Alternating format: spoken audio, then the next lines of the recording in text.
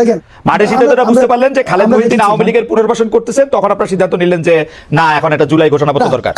খালেদ মহিউদ্দিন খালেদ মহিউদ্দিন আওয়ামী লীগের পুনর্বাসন করতেছে না। খালেদ মহিউদ্দিনকে এখানে চলে মেটাফরিক একটা বিষয়, অর্থাৎ বলতে চাচ্ছি যে একটা মিডিয়া পাড়ায় সব জায়গায় সব ক্ষেত্রে মানে সব স্ট্রটাতে আপনি রাষ্ট্রীয় দেখেন স্টেট মেকানিজমের মধ্যে কোনো একটি জায়গায় নির্দিষ্ট একটি জায়গায় দেখেন সেখানে আওয়ামী লীগীকরণ বা এই যে আওয়ামী একটি কাঠামো, এই কাঠামো মুক্ত কিন্তু আমরা করতে পারি নাই। সেটা হচ্ছে আমাদের জন্য দুর্ভাগ্য, এটা আমরা পারি নাই, এটা মেনে নিতে হবে, এটা রিয়েলিটি, আমরা এটা মেনে নিছি। সেই জায়গা থেকে আলোচনাটা বড় না করি, জনাব আব্দুল্লাহ, আলোচনাটা বড় না করি। অর্থাৎ সরকারের সঙ্গে আপনারা আলোচনা করেন নাই, আপনারা এটা একটা প্রয়োজনীয়তা বুঝতে পারছেন, যেহেতু আওয়ামী লীগের পুনর্বাসন বা আওয়ামীকরণের জায়গাটা থেকে আপনি এটাকে মুক্ত করতে চাইছেন, তাই তো? তো সরকারের সাথে আলোচনা করেন নাই। তবে এই জায়গায় যে রাজনৈতিক দলগুলো রয়েছে যারা হচ্ছে আমাদের পূর্বসূরি, তাদেরই ইনিশিয়েটিভটা নেওয়ার প্রয়োজন ছিল। অনেক রাজনৈতিক দল রয়েছে যারা ফেসিবাদের বিরুদ্ধে একটা দীর্ঘ সময় অত্যাচার নির্যাতনের মধ্যে দিয়ে গিয়েছে, বিএনপি ছিল, জামাত ছিল, ওইটা উদ্যোগটা তাদের কাছ থেকে আসা উচিত ছিল। যেহেতু এই উদ্যোগগুলো আসেনি, সেই কারণে আপনারা কবে সিদ্ধান্ত নিলেন যে এটা 31 তারিখে এটা আপনারা দিতে চান? আমরা 24-এ এটা করতে চেয়েছি, কারণ এটা দীর্ঘদিন ধরে আলোচনা। এই সিদ্ধান্তটা কবে নিলেন? 24-এ করবেন, ঠিক আছে, সিদ্ধান্তটা কবে নিলেন? মানে 28 তারিখ, 29 তারিখ, 27 তারিখ, 26 তারিখ, কয় তারিখে? এটা হচ্ছে আমার প্রথম এই জুলাই প্রক্লামেশন আলোচনা হয়েছিল, প্রথম আলোচনা আজকে থেকে প্রায় 1.5 মাস থেকে 2 মাস আগে আমাদের নিজের মধ্যে আলোচনা হয়েছিল। 1.5 মাস আগে। এরপরে এটা 1.5 মাস আগে এটা হচ্ছে আলোচনা হয়েছিল, তারপরে কিছুদিন আলোচনা হয়নি, এটা নিয়ে আলোচনা হয়নি। পরবর্তীতে 2 উইকস ব্যাক আমরা এটা নিয়ে আবার আলোচনা করেছি। সরকারের পক্ষ থেকে যে এটা বলা হলো যে এটা একটা বেসরকারি ঘোষণা, তখন আপনাদের প্রতিক্রিয়া কি হলো? আপনারা আবার সরকারের সাথে গিয়ে মানে এই প্রক্রিয়াটা যদি একটু আমাদেরকে একটু বলতেন, যে আপনারা আবার সরকারকে গিয়ে বুঝাইতে পারলেন, নাকি সরকার আপনাদেরকে বুঝাইতে পারলো যে তোমরা সইরে আসো, আমরা এটা দিব? কি রকম হয়েছে ব্যাপারটা আসলে? কারণ সরকার একদমই এটা থেকে আলাদা হয়েছিল, এটা একান্ত শিক্ষার্থীদের বিষয়, এই বিষয়ে সরকার অবগত নয়, ছাত্ররা যখন ঘোষণা দেবেন তখন দেখবে আমরা কি ঘোষণা ছিল, ইত্যাদি ইত্যাদি ইত্যাদি আর কি। তো সরকার, আপনারা কি সরকারকে বুঝাইছেন, না সরকার আপনার করে বুঝাইছে, নাকি আপনারা দুইজনে মিল্লা জিল্লা? সরকার আমাকে বুঝায় নাই, আমরা দুইজনে মিল্লা জিল্লাও কোনো কাজ করি নাই। এটা বিষয় হচ্ছে যে আমরা পুরো আন্দোলনে যে আমরা যারা সমন্বয়ক ছিলাম, এখন যারা কাজ করছে, আমরা কি কাজ করেছি? আমরা সেটা হচ্ছে জনগণের ভাষাটাকে আমরা ইন্টারপ্রেট করেছি। জনগণের দেখেন মাঠ থেকে 1 দফার যে ঘোষণাটা, সেই ঘোষণাটা শহীদ মিনার থেকে আসার আগেই মানুষের সেই যে হচ্ছে 1 দফা ঘোষণা করেছে। প্রত্যেকটা কর্মসূচি দেখেন সেখানে মানুষ হচ্ছে এই কর্মসূচিগুলো আমাদের আগে দিয়েছে, আমরা সেই জায়গাটা সমন্বয় করেছি। ঠিক একইভাবে এই যে প্রক্লামেশন অথবা স্বীকৃতি, এটাকে আমি সহযোগীকরণ করি, এটাকে language of the common people করি। এই যে এটা গণ অভ্যুত্থানের স্বীকৃতি, এই স্বীকৃতির প্রয়োজনীয়তাটা মানুষ থেকে এসেছে। গভর্নমেন্টকে আমরা প্রথমে ডিজাইন করতে, আপনারা মনে করছেন যে গণ অভ্যুত্থানকে স্বীকৃতি দেওয়া হচ্ছে না, এটা কি আপনাদের মনে হচ্ছে? আমরা বিভিন্ন জায়গায় বিভিন্ন ঘোষণাপত্রের পরে এটা দেওয়া হবে এরকম আপনাদের মনে হচ্ছে? ঘোষণাপত্রে দেওয়া হবে, ব্যাপারটা হচ্ছে কি, আমরা যখন দেখছি সব জায়গা থেকে এটাকে ডিজাইন করার একটা জনাব আব্দুল্লাহ একটু করে আলাদা করি, যে যেমন ধরেন ঘোষণাপত্রের প্রয়োজন হচ্ছে কারণ গণ অভ্যুত্থানের স্বীকৃতিটা আমরা পাইতেছি না, তাহলে ঘোষণাপত্র এখন দিতে হবে। তো ঘোষণাপত্র দেওয়ার পরে গণ অভ্যুত্থানের স্বীকৃতিটা পাওয়া যাবে বলে আপনারা মনে করছেন, তাই তো? তাই হওয়া উচিত না লজিকে? না, গণ অভ্যুত্থানের স্বীকৃতি এটা হচ্ছে প্রাতিষ্ঠানিক স্বীকৃতি, যেটাকে আমরা সরকার এটাকে ডিজাইন করলো কেন? না, মানে ইনিশিয়ালি দেখলাম যে প্রাইভেট ইনিশিয়েটিভ কিছু একটা বলেছে, এই জায়গায় তারা তাদের জায়গা থেকে বক্তব্য দিতে পারে। আমরা তো মিল্লা জিল্লা, আপনি যেটা বললেন যে মিল্লা জিল্লা, আপনার খেলে ভালো লাগে, আপনার মাঝে মাঝে যে গতকালের প্রোগ্রামে দেখেছি আপনি যে ডায়ালেক্টিক্সটাকে খুব মানে পাবলিক এনগেজ করেন, আমরা এটা ফরওয়ার্ড করি। না, আমাদের এই যে ধরেন তাহলে সরকার এটাকে মনে করছে আপনাদের বক্তব্য আসলে ঠিক না, তাই তো? নাকি সরকার যদি ইনিশিয়ালি যদি সরকার সেটা ভেবেও থাকে, সেই জিনিসটাকে আমরা আমাদের জায়গা থেকে আমরা চেষ্টা করেছি, আমরা আমাদের জায়গা সরকারকে লাইনে রাখতে, সরকারকে লাইনে রাখতে, এবং মানে এই যে সরকার আপনাদেরকে 31 তারিখ ঘোষণাপত্র না দেওয়া পরে দিব বলছে, এইটাতে আপনারা মনে করতেছেন যে এটা সরকার আপনাদের কথা শুনছে, তাই তো?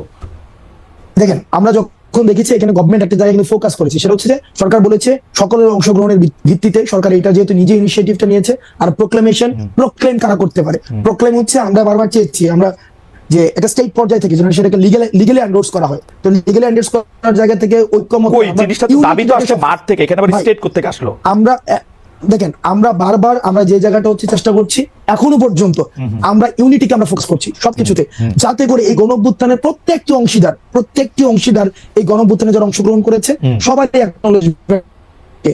এখন স্টেট যেহেতু বলেছে আমরা একটা ন্যাশনাল প্রোগ্রামের মধ্যে দিয়ে, শব্দটা হয়তো নেই, বলেছে যে সকল অংশীদারি ও অংশগ্রহণের ভিত্তিতে তো সরকার আমরা বলছে নিজেরাই হচ্ছে সেটাকে হচ্ছে আমরা করবো। একটু একটু করে বলি সরকার যেহেতু বলছে যে এখন একটু একটু করে করবো, সবার সাথে অংশগ্রহণ করে করবে, তখন আপনারা বলছেন যে ঠিক আছে, আপনারা সরকারকে বুঝাইতে সক্ষম হয়েছেন যে আপনারা কি চান, তাই তো? ঠিক আছে, তাইলে আপনাদের মনে ওই সংখ্যা নাই? আমি একটু করে বুঝাই। সেটা হচ্ছে যে আমরা প্রোক্লামেশন অফ যে রেভলিউশন, যেটা অথবা ডিক্লারেশন অফ রেভলিউশন, সেটাকে ঘোষণার পরে সেটাকে গভর্নমেন্ট এন্ডোর্স করতে হইতো, কনস্টিটিউশনাল অ্যাকোমোডেশন প্রয়োজন ছিল। এখন গভর্নমেন্ট যেহেতু নিজেই আমরা ঘোষণা করার পূর্বেই একটা ইনিশিয়েটিভ নিচ্ছে, তার মানে হচ্ছে প্যাসিভলি সে এই প্রোক্লামেশন অফ রেভলিউশনকে সে এন্ডোর্স করছে।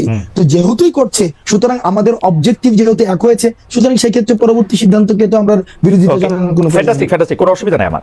আপনি একটু করে বুঝায়েন আমারে, আপনার থেকে অনেক কিছু শিক্ষা গ্রহণ করার আছে আমার, মানে it's like lesson to me. আমি আপনাকে বলি, আপনারা যে প্রোক্লামেশনটা বানাইছেন এটা সরকারের দিবেন, বিভিন্ন পলিটিক্যাল পার্টির অলরেডি দিবেন, তাই তো? না, প্রোক্লামেশন বানানো হয় নাই। না, প্রোক্লামেশন না, দেখেন, প্রোক্লামেশন বানায়া সবাইকে দেওয়া হয় নাই, যে প্রোক্লামেশন ফাইনাল করে সবাইকে দেওয়া হয়। ফাইনাল না, একটা ড্রাফট কি করছেন কিনা? ড্রাফট করছেন, একটা ড্রাফট ছিল এবং ড্রাফটটাকে সবাইকে পাঠানো হয়েছে, যে ওটা ওপেন, মানে ব্যাপারটা কি এরকম জনাব আব্দুল্লাহ, যে ব্যাপারটা কি এরকম যে আপনি একটা ড্রাফট করে পাঠাইছেন? মানে কমিউনিস্ট রেজিমে অনেকটা এরকম কথা কওয়া হইতো যে আমরা আসলে এই সভায় নেতার সিদ্ধান্ত সবাই মিলে সর্বসম্মতিক্রমে গ্রহণ করি। মানে আপনাদের সিদ্ধান্তই কি সবাই সর্বসম্মতি গ্রহণ করবে, নাকি ওই ড্রাফটের মধ্যে চেঞ্জ আসবে? ওটা জায়গা আছে না, ড্রাফটটা যদি চেঞ্জ নাই আসতো, ড্রাফটের যদি কোনো ধরনের নাই, তো আমরা তো বলতাম যে ধরেন এই প্রোক্লামেশনটা দিলাম, এটা হচ্ছে সবাই মাইনা নেন। আমরা তো এটা বলি নাই। আমরা হচ্ছে একটা স্ক্র্যাচ এখানে ছিল, এবং সবার এখানে দেখেন, আপনি নিশ্চিত আপনারা যে ড্রাফটটা দিবেন সেই ড্রাফটটা সবাই সবার মতামত দিয়ে আইসা 15 তারিখের মধ্যে এটা আবার সবাই মাইনা, সবাই এটার সাথে একমত হয়েও যাবো, যাদেরকে আপনারা পাঠাচ্ছেন? আপনারা নিশ্চিত তাদের সাথে কথা হয়েছে আপনাদের? এখন যদি নিশ্চিত না হয়, সেক্ষেত্রে গভর্নমেন্ট যে প্রমিস দিয়েছে, সে প্রমিসের ভায়োলেশন। কিসের ভিত্তিতে গভর্নমেন্ট এই প্রমিস দিল? গভর্নমেন্ট তো আরেক অংশীজনের মতামত জানে না, তাইলে আপনার কথা ঠিক হইলে শুধু আপনাদের মতামত জানে না। গভর্নমেন্ট যেহেতু বলেছে, আপনি ওই যে গতকালের যে প্রেস রিলিজ বলেছে, সেখানে স্পষ্ট ভাষায় বলেছে যে সকল অংশীজনের ভিত্তিতে গভর্নমেন্ট নিজে ইনিশিয়েটিভ নেবে এবং সবার মধ্য দিয়ে যখন আসবে, তার মানে হচ্ছে গভর্নমেন্টের রেসপন্সিবিলিটি। গভর্নমেন্ট কেমনে করলো যখন গভর্নমেন্ট জানে না যে আরেকজন মানুষ কি বলবে? গভর্নমেন্ট যে জানে না, সেটা তো আমার সাথে আলোচনা করে নাই। গভর্নমেন্ট অলরেডি জানে না, যেহেতু গভর্নমেন্ট ডিক্লারেশন দিয়েছে, তার মানে জানে। আমি যদি এটাকে আলোচনা, আপনার কাছে লজিক্যাল মনে হচ্ছে ব্যাপারটা? অবজেক্টিভ ডিসকাশনে যদি আসে, গভর্নমেন্ট দেখেন, আপনি 15 তারিখের পরে যদি প্রোক্লেমেশন না হয়, তাইলে কি হবে সেটা নিয়ে আপনি আলোচনা করতেছেন, আর আমি আলোচনা করতেছি না 15 তারিখের পরে না। কিন্তু এই যে জনাব আব্দুল্লাহ, আমি আলোচনা করতেছি এই প্রোক্লেমেশনটা কিসের ভিত্তিতে বা কেমনে কইরা, প্রক্রিয়াটা কি, সবার মতামত কেমনে আসবে? আমি খালি এখানে দেখতেছি আপনার একটা প্রোক্লেমেশনের ড্রাফট কইরা, যেটাকে আপনি এখন স্ক্র্যাচ বলতেছেন, এইটা পাঠাইছেন বিভিন্ন লোকের কাছে। অন্য যারা অংশীজন আছে, আপনারা ছাড়াও তো আরো কিছু অংশীজন থাকতে পারে, 2-1 জন অথবা অর্ধেক জন, আপনারা একজন থাকতে পারে। তাদের মতামত যদি অ্যাকোমোডেট করতে হয়, তাহলে আপনারা তো জানেন না তারা এই আপনাদের স্ক্র্যাচের সাথে একমত হবে কি হবে না। আপনি বলতেছেন গভর্নমেন্ট জানলেও জানতে পারে, তো যদি না জানে, যদি গভর্নমেন্ট যেহেতু জানে, আরেকজন কি প্রস্তাব দিবে? গভর্নমেন্ট যেহেতু জানে, এই কারণে ইনিশিয়েটিভ নিয়েছে। এখন আপনার যদি মনে হয়, যদি 15 তারিখের পরে যদি বা হচ্ছে একটা আমরা আমাদের জায়গা থেকে 15 তারিখ আজকে বলেছি যে একদম দীর্ঘকাল, আমরা আমাদের জায়গা থেকে আজকে বলেছি 15 তারিখের মধ্যে হইতে হবে, কিন্তু এটা দীর্ঘকাল, এটা অনন্ত অসীম সময় ধরে তো এটা সম্ভব না। সেই জায়গা থেকে আমরা আমাদের জায়গা থেকে 15 তারিখ বলেছি। গভর্নমেন্ট যদি সেটাকে ভায়োলেট করে, গভর্নমেন্ট যদি একটা সময় বলে যে না, রাজনৈতিক দলগুলো ঐক্যবদ্ধ হয় নাই, সেটা হয় নাই, তো সেই জায়গা থেকে বা এই পার্টি অ্যাকোমোডেট, মানে যদি গভর্নমেন্ট যদি বলে যে এই রাজনৈতিক দল, এই অংশীজন, আমার মনে হয় যে আপনি একটু মানে প্রক্রিয়াটার ব্যাপারে পরে নিশ্চয়ই আরো ক্লিয়ার করবেন। এখন তো এটা মাত্রই আজকে 31 তারিখ, আপনি নিশ্চয়ই 1, 2, 3 তারিখে আরো বেশি করে দেখবেন। এটা তো ক্লিয়ার ভাই, এটা তো ক্লিয়ার। না, প্রক্রিয়াটা যে এটা কেমনে স্টেক হোল্ডারদের কাছে কি মতামত না হবে, কোন বিষয়গুলোর উপর জোর দেওয়া হবে, এটাকে ডায়লগ ভিত্তিক মতামত না হবে, মানে সবগুলি পক্ষ কিভাবে এক জায়গায় আসবে, নিশ্চয়ই সেটা একটা প্রক্রিয়া আছে। সেই প্রক্রিয়াটা নিশ্চয়ই আপনারা ফাইনাল করবেন, আমার অসুবিধা নাই, আপনারা ফাইনাল করেন আরো, কারণ এটা তো মাত্রই আপনারা জিনিসটা সামনে আসলো। হাওয়েভার, আপনি অনুমতি দিলে আমি একটু পরের প্রশ্নে যাইতে পারি। পরের প্রশ্নের মধ্যে থেকে বা পরের বিষয় যদি বলি যে মানে প্রশ্নটা এরকম করতে পারি যে আপনি নিজেকে যথেষ্ট, মানে এই প্রশ্নটা একটু লেয়ার আছে, এটার প্রথম প্রশ্নটা একটু করে নেই, আপনি নিজেকে যথেষ্ট দেশপ্রেমিক শক্তি মনে করেন কিনা? দেশপ্রেমিক মনে করেন কিনা? আমি নিজেকে দেশপ্রেমিক মনে করি, তবে এটা হচ্ছে ওকে ফাইন, হ্যাঁ yes, না না আপনি yes. আরেক লাইন বলেন বলেন বলেন, অসুবিধা নেই, অসুবিধা নেই। না না আমি দেশপ্রেমিক মনে করি। দেশপ্রেমিক মনে করেন, ওকে। জামায়াত ইসলামের আমির বলেছেন দেশে পরীক্ষিত দেশপ্রেমিক শক্তি দুটা, একটা হচ্ছে সেনাবাহিনী আর একটা হচ্ছে জামায়াত। আমাদের প্রশ্ন হচ্ছে আপনি তার বক্তব্যের সাথে একমত কিনা, দুই হচ্ছে যদি একমত না হন দেশপ্রেমিক হইতে হলে আপনাকে সেনাবাহিনীর অংশ হইতে হবে অথবা জামায়াতের অংশ হইতে হবে, আপনি কোনটা? আমি জামাত নেতার এই বক্তব্য আমি শুনি নাই। আমি কি পড়ে শোনাবো কোটেশন?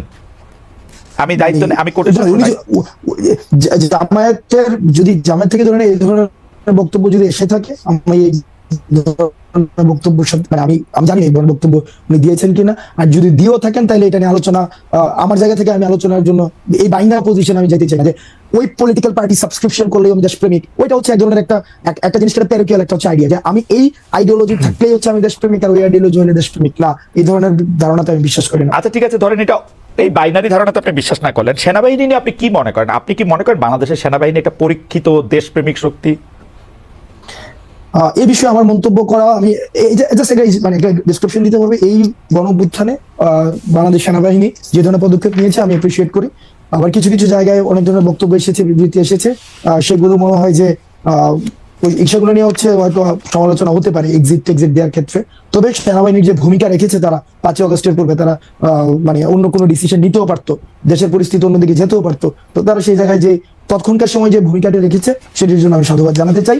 তবে সেনাবাহিনীর সার্বিক বিষয় যে এটা লিটমাস টেস্ট তো খালেদ ভাই নাই, এটা লিটমাস টেস্ট আপনি কেমনে করবেন যে ইভেন্ট বেসিসে লিটমাস টেস্ট হয় না যে এই ইভেন্টে দেশপ্রেমিক ওই ইভেন্টে দেশপ্রেমিক, ওইভাবে দেশপ্রেমিকের লিটমাস টেস্ট নাই। কিন্তু এখন তো ইভেন্ট বেসড মানে লিটমাস টেস্টও অনেক বেশি চলতেছে তাই না? জুলাই আগস্টে করেছিলেন, তার আগে কি করছেন, হাসান সাহেব ক্রোড়পত্রে লিখছেন কিনা, এগুলিও তো নানা ধরনের মানে কথা আসতেছে, কিন্তু সার্বিকভাবে জিনিসটা দেখার জায়গা তো সার্বিকভাবে দেখার জিনিসটা তো আসলে নাই।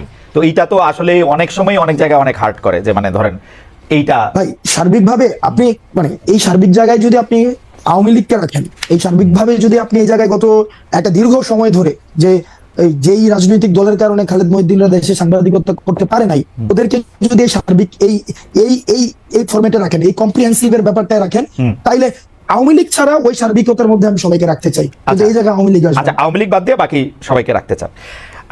একটা প্রশ্ন চলে আসে যে আপনি আওয়ামী লীগকে মানে প্রশ্ন আমি অন্যভাবে করি যে ধরেন এখন একটা বড় কথা আছে হচ্ছে যে মুজিববাদকে বাদ দেওয়ার, মানে যেই কথাগুলিকে মুজিববাদ হিসাবে বলা হইতেছে আর কি, সেগুলিকে বাদ দেওয়ার। যেমন 31শে জুলাই আমরা এটার মধ্যে দেখলাম যে মুজিববাদের আপনারা কবর করতে চান। এখন মুজিববাদ বলতে আসলে এক্স্যাক্টলি কোনটা? কারণ আমরা কিন্তু দেখেছি যে বৈষম্য বিরোধী ছাত্র আন্দোলনের সময়ও আমরা কিন্তু এটা একদম দেখেছি যে শেখ মুজিবের ভাষণ, বঙ্গবন্ধুর ভাষণ 7 মার্চের ভাষণকে ইন্সপিরেশন হিসেবে ব্যবহার করার, যেটা আসলে আপনাদের সমন্বয়কদের মধ্যে থেকে কেউ কেউ এটা ব্যবহার করেছেন। আমরা দেখেছি ওই সময়কার স্লোগান ব্যবহার করার, তার কথা বলে মানুষকে ইন্সপায়ার্ড করার। তো এইটার এখন যে আবার আপনারা মুজিববাদের কবর চাচ্ছেন, সেইটার কারণ কি যে আপনারা পপুলিস্ট জায়গাটা থেকে মানে জনতুষ্টিমূলক এই জায়গাটা থেকে এটা ধরতে চাচ্ছেন, নাকি ব্যাপারটা এরকম যে ওই সময় আপনারা এটা করেছেন যাতে আপনারা একটা কৌশল নিতে পারেন, যেই কৌশলে আবার বেশি লোক আপনাদের প্রতি আকৃষ্ট হতে পারে? কোনটা মানে ওই সময়টা কৌশল ছিল নাকি এখনকারটা কৌশল? দুইটা তো দুই অবস্থা তাই না? আচ্ছা আমি আপনি আমার জন্য সহজ করে দিয়েছেন।